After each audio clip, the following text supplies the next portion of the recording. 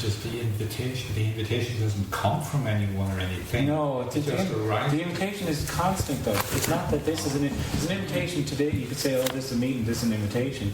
It's an invitation to another perception, but that invitation is always there, Gotcha. because you are always what you're looking for. And is it so? Just a question. So animals don't have that invitation. No, because they don't need it. They're not there. You know, a crow doesn't have existential angst about the size of his nest, you know. Looking over at nest envy, they're like,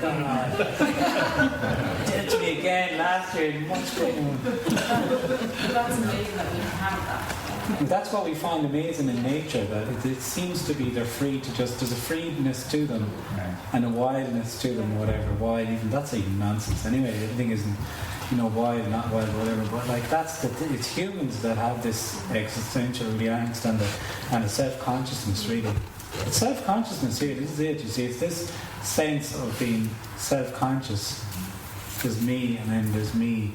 I'm walking down the road, and I'm conscious I'm walking down the road, and it can get extremely heavy and agitated, and then you'll be told by a million different people that the way around that is to be more in the moment. Okay, we'll run with that for a while, and, you know, be more present, be more, have a mantra. You know, and do it by all means, whatever, it doesn't matter. Anyway, everyone's going to do what they're going to, you know, it seems to be. It'll play out the way if it works, but it's not, you know, it'll all fall apart. Because all it is just you doing another doing for you. You know. So being called human being is quite good. Yeah, the being part of it, yeah. It's a good part, isn't it? Yeah. But like, you know, I wouldn't get anyway hung up on. Some people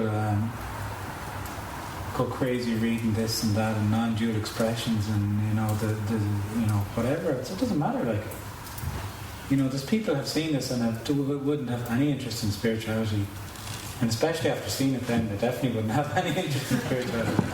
But you know, there's this kind of sense then in the spiritual world that you're somehow closer to something than your average person, which is a real arrogance, actually. It really is. Like, you know, how, you know, there's nobody anybody closer to what they already are. And that's the thing about this communication. It's a very big leveler.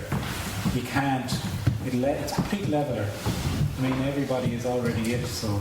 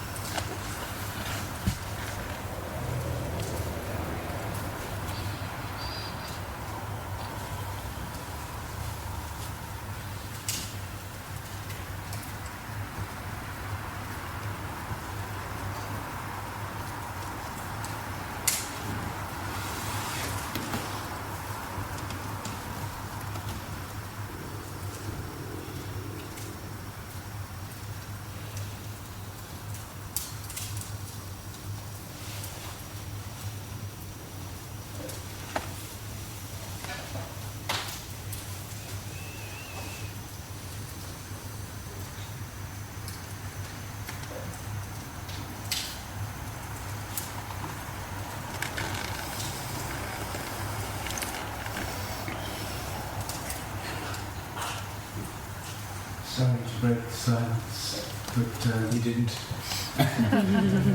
is there ever a contraction back into the self-conscious with yourself? Well, anything can happen, but it doesn't really happen. It doesn't happen to anybody. Not self-consciousness. No, not self-consciousness. But really, anything is allowed. It's total liberation.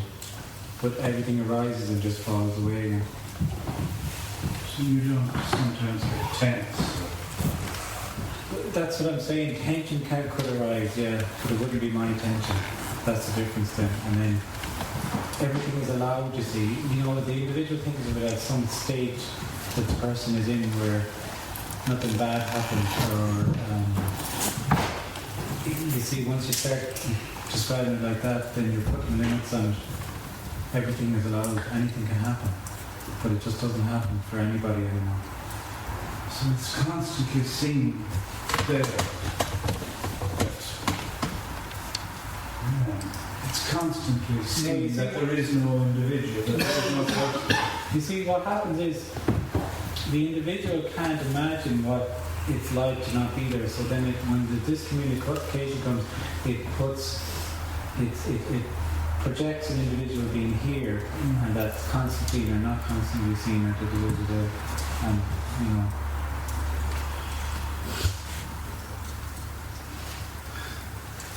Nothing is constant. I mean, the one constant is just aliveness.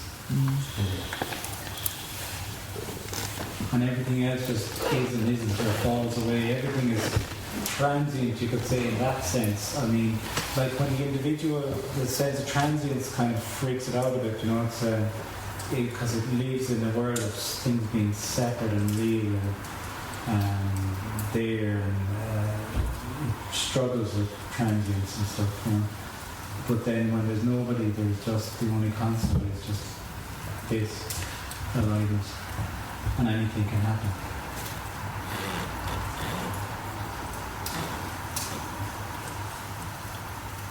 And that's what we are. Alive. That's it, exactly. But that's what everything is. Yeah. We're not separate from it, we're separate from anything. No. And there's no purpose. No. There's no meaning or purpose in anything. That's a story out of being a person. There's meaning, there's significance, there's purpose, there's all of that. There doesn't need to be. Like everything is just is. There's a freedom to everything. It doesn't need any of our bullshit purposes. Life, you know. It's just. That's a story the individual tells itself to comfort itself and fill out the individual meaning, purpose, all of that.